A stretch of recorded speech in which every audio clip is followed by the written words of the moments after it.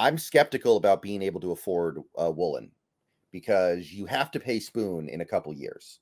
Mm-hmm. And he's going to probably get top of the market money. He's probably getting that $25 million a year at least. So the Seahawks, even when they were at the peak of their power defensively, they never paid two corners top of the market money. So I'm skeptical that we can afford to pay Woolen and Witherspoon. I think that's going to be really hard. Yeah, I mean, I think you were also in a bit of a different conundrum at that time when you didn't pay it back then. Number one, you had Browner, who was going to get to be a little older, and you'd already paid a bunch of other guys that you had already earmarked for who you were going to pay. Be it your Earl Thomas and your Cam Chancellor and Richard Sherman, and go down the list of the line of the guys that you were going to pay on that side of it. And you're not necessarily in that same point right now necessarily as we go forward. My thinking on this is that you will be able to pay all three of these guys and that the team's intention will be to do so. The other part of this that I think drives this decision making, Brendan, is that you're not rocking the Carroll defense. This is not, hey, we can go get a zone cover corner who just needs to tackle really good in the draft in the third round and we'll be fine opposite Sherman. This is having guys that could be lockdown corners on the outside is one of the most optimal things for this defense in the history of this defense. The defensive coaches have leaned towards loving these kind of players. So my belief is that one thing we got to pay attention to and key in on this with these three guys' contracts coming up is, as I always say, Brendan, the leverage aspect of it. Leverage dictates and decides the deal. Yes, are these guys worth this amount on the contract of the market? Yeah, if they were in the open market, but they're not on the open market. There's a final year of their deal that they're on the hook for to the team. And in Cross's case, he's got a 5th year option. And you still have 2 franchise tag points you can theoretically hold over a team at that point. Now, I don't think it gets to that point. But what I think it does do, Brendan, is drive the negotiations to get done at a place that's going to be reasonable for both the team and the player. And they will get that sort of average per year situation. But because you have the final year of that contract, because they're not coming off something where you're eating prior bonus money, you can at that point bury the first year of the deal very low. And let's remember, I know you're not running into this, but I'm running into this from a lot of people getting hung up on the 25 cap situation. And I think too much so, Brendan, because they're not looking at the flexibility of the situation. And they're especially not looking to the 26 situation where we're top 3 in cap space right now as it currently stands. Mm-hmm. So when you look at it from that far-fledged point of it, you're not really paying anybody in the long term as it stands. So you can afford these guys. Some of it's going to be driven by how they approach the quarterback position. And there'll be some other tough decisions in there, but I think on those three, also understanding, Brendan, when you look at the history of John Schneider, point to me of a time when you've had a player through the first 3 years of his deal, perform, ball out, ascend as a player, and then he says, go ahead, bye-bye, I'm going to let you go. Who did he not pay in that era of time in that way that was in that player? And you can go to maybe a Brandon Browner, for instance, but I'd say that's an undrafted rookie free agent you brought in. That was like a guy, kind of a UFL guy that I'm talking guys you drafted in-house who performed at that point, who were not rewarded on that deal, who they're like, yep, we're moving you off. More often than not, they come back to paying those guys. Okung would, I guess, be the one guy, right? Okung, they never let get past his rookie deal. That would be the one example, I think. That would, but I think that there's pretty obvious the reasoning why on that one. What do you think would be the reasoning on that? Yeah. Why they probably wouldn't? Oh, yeah. It's because they had to pay all the guys. They had to let somebody go. I don't think so. I don't think that's the reason. Do you think it was his play? Do you think they didn't think he was all that? I think it was his injury history. No. He was injured every single year he was here. Now, he was able to play a lot of times and go out there and grind through, but he was always fighting through some kind of injury when he was here. And I think that that's part of what factors into when you're going to give a guy a contract extension is if you think the health's going to hold up. And even if you look at Okung leaving, he played reasonably well for the Broncos for a year there, but the injury stuff continued. If I'm not mistaken, you can correct me on this if I'm out of base on this, but I believe that the injury stuff still continued to kind of pop up for him, where he was always sort of still dealing with it. And I don't think John trusted that in the long term, in my opinion. I could be wrong on that, but you're right. That is an example of it. So I don't want to knock the feet off the stool on that one on you. I mean, that would be the one. But I think for every one of those, there is a Cam, an Earl, a Richard. Hell, just you can kind of go through the list. If you perform well in that rookie deal, if you really rose up and did your part in the way these guys were projecting them to do, I think that they get rewarded. And I think that you structure the contracts in a way where you can make it work. Yeah. Well, I like I said, I've been thinking about this a lot lately because we're not far away from this being a real thing. So Andrew Thomas of the Giants last offseason, so a little more than a year ago, was in the same position that Cross is likely going to be in the offseason. Because I'm assuming, by the way, that Cross has a really good year this year. I'm assuming that he plays at a really good level. Let's operate like that. If he doesn't, then we don't have to extend him at all. We just play him the 4th year and you're like, go earn it. right? If he Right. doesn't have a good year, then who cares? But Andrew Thomas was in the same position. He was still staring down the barrel of the 4th year of his rookie deal and the 5th year option and 2 franchise tags, and he got $23.5 million from the Giants. Yeah. So 2 off seasons later, Cross in that position, what does he get? Does he get at 20? What are you talking here? 26? Probably 26, but remember this one thing back to your point on that was not then Trent Williams up around 28 to 30 million when he was signing that 23.5. Like he could come, this is that leverage thing I talk about where theoretically Andrew Thomas comes back to the Giants there and he says, well, hey, I'm at that level. I'm at that level. I'm the next guy up. We see this with quarterbacks all the time. Do we not, Brendan? Where you're the next guy up. So you're going to get paid that, if Trent's at 28 to 30, then I'm a 31, but no, he got the 23.5. Yeah. Why? Because the Giants had that leverage in the deal. They had that 2 years of control over the top of him. And that's going to refine out so yeah, you're right. 25, 26.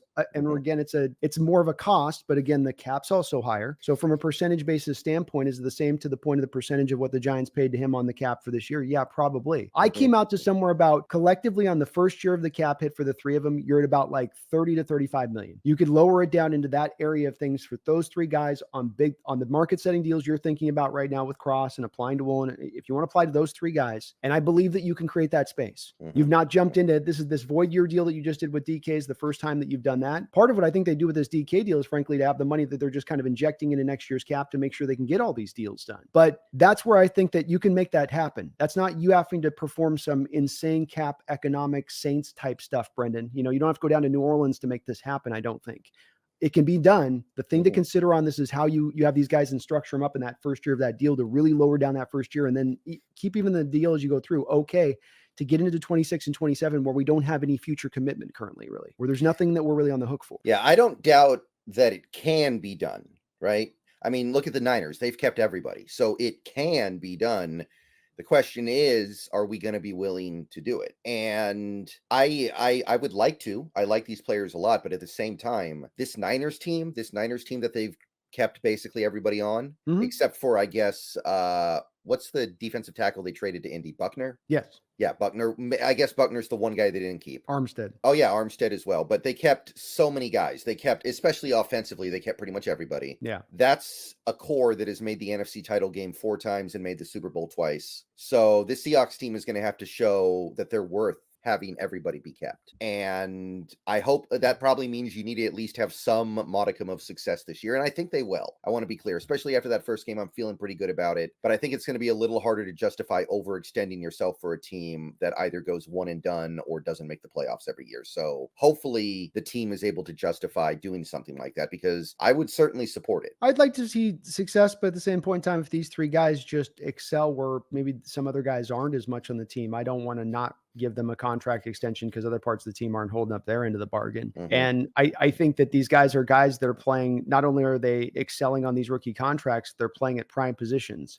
Edge, left tackle, shut down travel corner, who has fluidity and fluency in playing both zone and man coverage concepts. I think that these are things that are prime positions to want to keep and retain anyway, beyond just the fact that they've earned the contract, you develop the players. To me, it just speaks to the fact that this is what you want. And again, if this was a bit of the Carroll's thing with Woolen, if this was back to that defense and you're going to rock Woolen in zone like we saw last year, Brendan, right? Best man cover corner grade in football by PFF, but spends so few snaps actually in that man coverage corner place. You're not utilizing him to his utmost. So why go pay that guy all that money to put him in a position where you can just sort of slot any kind of old corner in there in that zone coverage concept, and you're not going to get a far drop off of a play and you're saving a lot of money. But when you're going to have a guy that is going to play a lot of man and he is going to travel with that number 1 wide receiver, and you can have the thought of pairing him and Witherspoon up in the future on this defense and understanding this defense loves having corners that shut guys down because it can utilize that to the utmost, Brendan. That's the thing with this. It loves those corners because now it frees up me to be able to really bring a house and to stack those boxes and to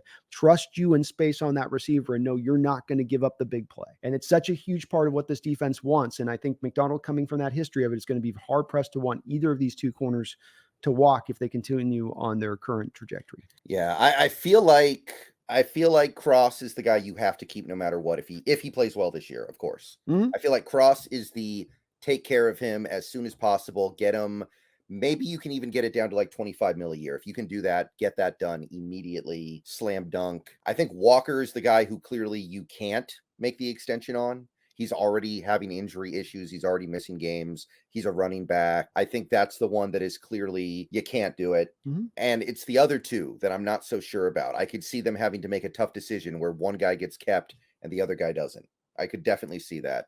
And I'm not sure how to feel about that. And I'm not sure which way I go there if that is the case. Because, I mean, don't forget, by the way, I know we talked about this in a previous show about whether or not this team is going to be willing to make a big investment on Geno Smith. And you speculated that they wouldn't, but maybe they would. Maybe they would be willing to give Geno $50 million a year if he has a good year this year. And if that's the case, that changes the formula as well. Yeah, I think that's definitely a big part of this. I think, Brendan, to if the team wants to tactically go back into that same boat, or if John goes to more of the 2012 blueprint, seeking to more find quarterbacks where he's got a pairing of Hal and a young quarterback coming in and he lets them duke it out and let the best man win. And on that, neither of us really know what his approach will be on that. And some of it could be determined, like you say, by Geno having the year he might have this year. I think when you come down to this next year, we don't have a lot of significant free agents that we've got to worry about. You have the Geno and DK deals really that are sitting at the top of the stack. The good news in on that, though, and why you didn't redo the Geno deal is that on both of those two deals, when you redo their deals, you're going to be able to lower down their cap hit on the first year of those deals versus where they are right now on the 2025 books. Right? The 2025 books have them here. You'll be able to bring them down there, though they're getting their future extension money down the line. Thus, you then having more money to pay these three guys we're talking about, Brendan. I agree with you on the point of Walker. He does become the odd man out on this. Even beyond, I think, just the injury thing, I think it just becomes, it's not smart to pay running backs. I don't want to pay running backs. And I like John's process of, hey, I'll invest in second round. I'll invest in these really prime guys. But yeah, we will, after that rookie deal, look to move on, and we'll pay the other positions that are of those other prime positions, like edge, like shutdown corner, like number one wide receiver, those type of things. We'll go after that instead. But I think there's enough money to get these guys all done. And I've looked at the books pretty thoroughly on this, Brendan. I've dived into it. When you look at the Niners, for instance, on what they have none of that flexibility. They've strapped themselves in. There's no ability even at times to post June 1st guys to create cap from the Niners perspective of this. But from the Seahawks perspective, they can get it done, mainly because they can so much lower down that first year hit of these deals because they're able to do this early rather than doing what we see some teams do, Brendan, which is wait too long on guys, right? They stretch out too far, and then you feel the real full burden of that hit come into play rather than getting out ahead of it a little bit. Yeah. Also, I think it's worth noting that with the restructure on Metcalf's contract, it is now much more likely that he gets extended next offseason because the cap hit next year is massive now, and the dead money hit if you move off of him is really big too. So I think that move is going to create urgency to get the extension done with Metcalf. So I don't think he's going anywhere. I'll put it to you that way. If I was to be asked to put a gamble, like, because another thing, we don't know exactly what the reasoning is behind it, and people thinking there's a trade coming. But to your point on this, if I was to have to gamble on this deal and what I think's happening here, because it's the void money's the tell. To me, that's the void money, Brennan. They could have converted base to bonus here and then just had it to where you got half as base you're eating on the books this year, half to next. And that was the way you'd save money typically to go get yourself a trade. Instead, they put the void year monies 3 years out. And what I think they're doing is they're creating the cash point for next year that they can roll over so that when you get the DK deal done, you come to DK and he does like what he did last time. Because remember last time on the other deal, AJ Brown signed his deal at $25 million per year. DK came in at 23.5. Right. But what you can do on that is you give them more bonus money on the front then. So that's the way you come to that place where you lower down the overall hit on the cap. You get the bonus money to the player. Right now with DK, with you converting this, you get 11 million in his pocket, I think, or something instantaneously. Right. So I agree with you. There's more to me of the signs of this being one that is used. I think even maybe having the parameters in place with DK, where you say, look, you get through this year healthy. We don't want to do it right now and set that precedent. We're going to want to sign you that deal. And then bingo, bango, he gets through the year, has a great year, and you get that deal done at that point. Right. So it's going to be tough. I know it's doable, but the question is, do you want to do it? Are you willing to extend yourself like that? Like the Niners have done, like the Saints have done so many times, but some teams aren't willing to do it. Some teams don't. So we'll find out. I'm not against it. I just wonder if the team is going to be down with it. I think if they know that they're in that contending state, and the thing you see with the Niners doing it, they're extending out a window that's been an elongated window, and they're trying to extend it out as far extra as they can, and they're going to pay the popper to do so. With us, we're just heading into that window. We're just starting to crack that sucker open. And so, yeah, why not hand out these deals? You're not giving it to aging veterans who are on their last legs. You're not rewarding a guy for a one season of brilliance. You're giving guys that you've developed in-house as part of your core that rewarded deal. And it paid off for you doing it before. And I think it would pay off for you doing it again.